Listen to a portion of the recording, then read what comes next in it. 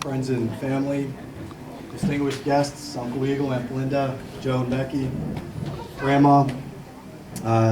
First, I want to say how honored I am that you guys asked me to be a part of this. I appreciate that. When I first started thinking of what I'm going to write or say about for the speech, I immediately thought of a lot of stories about Josh, but most of them were at either trout camp or hunting camp, and like any good, venerable campsman, I swore the oath that's what's said at camp or done at camp stays at camp. So the embarrassing stories are safe for now. I started thinking, though, about luck and how lucky Josh is to have found Christy, and how lucky they are to have such a beautiful young daughter who's brought so much joy to her family. And I realized that Josh's luck hasn't always been this good. As a matter of fact, growing up, I think he had a broken arm or a cast in his arm more times than not. The first time, like any intrepid, adventurous little boy, he climbed up to the biggest tree in his backyard, playing Batman or something, and he learned a very valuable lesson that day, that he could not fly. The second time, he was doing his best Evel Knievel impersonation, racing down the road on his bike, probably hands out, and he reconfirmed that day that he still couldn't fly. That's two broken arms. And then the third time, around his graduation, he says he slipped on some mud at the campground, and he says he was sober, but I'm skeptical. But either way, it was 3 broken arms. Like I said before, though, his luck has changed. And Christy, I know I speak for all of our family when I say that we are honored and proud to have you as part of our family, and we know you'll take good care of Josh. And Josh, I know I speak for all your cousins and the whole family when we say we're proud of the young man that you've become and the father that you are, and I'm sure we'll be proud of the husband that you will be. So on that note, I'd like to raise my glass. And don't worry, Josh, I'm not going to jinx it by saying break a leg. But I want to cheers the two of you.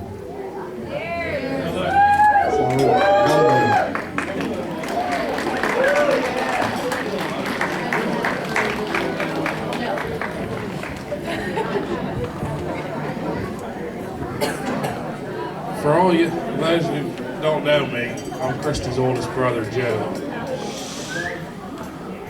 I'd like to say how beautiful Christy looks today. And let's not forget all these bridesmaids. I mean, where else can you go in PA to find a better bunch of looking young ladies like this?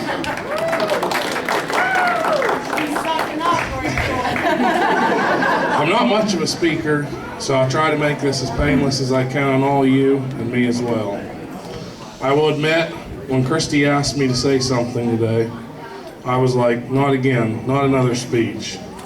But then I thought about it. I thought of what an honor it is to be able to share this day with Christy and Josh and be able to say a few words on their behalf. Christy, Josh, take a deep breath, you made it. All the planning, preparing, and stress is all done now. Before you know it, tonight will be over.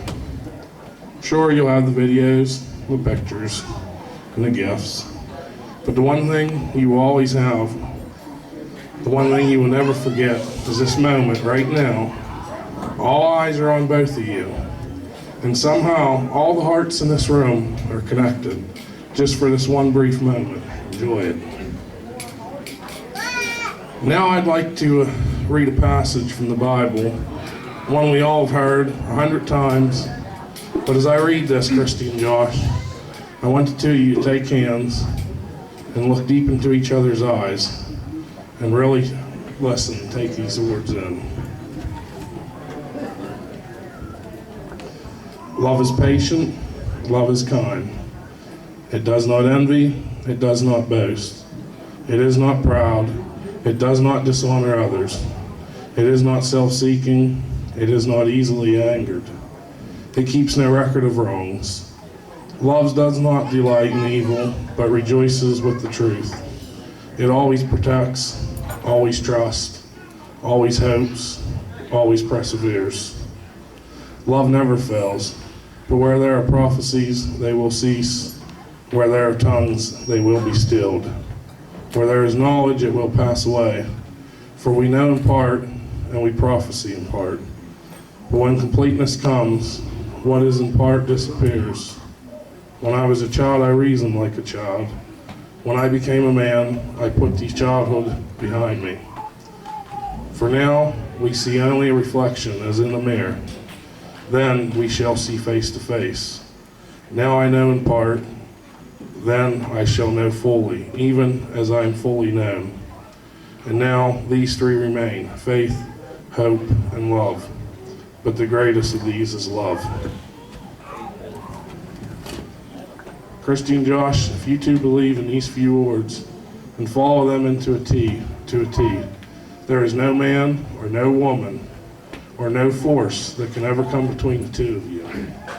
Love will always persevere. Now I ask all of you to raise your glasses and join me in a toast. Christy, Josh, may your love be modern enough to survive the times, but yet be old-fashioned to last forever.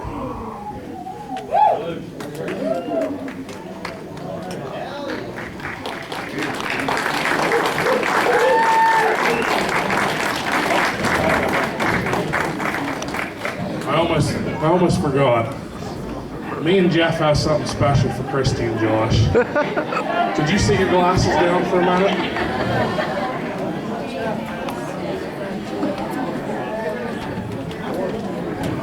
Come over here.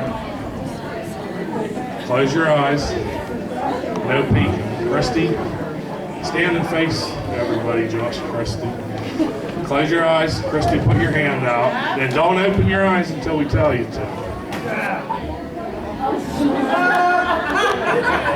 You can put your hands down, Josh. Okay, you can open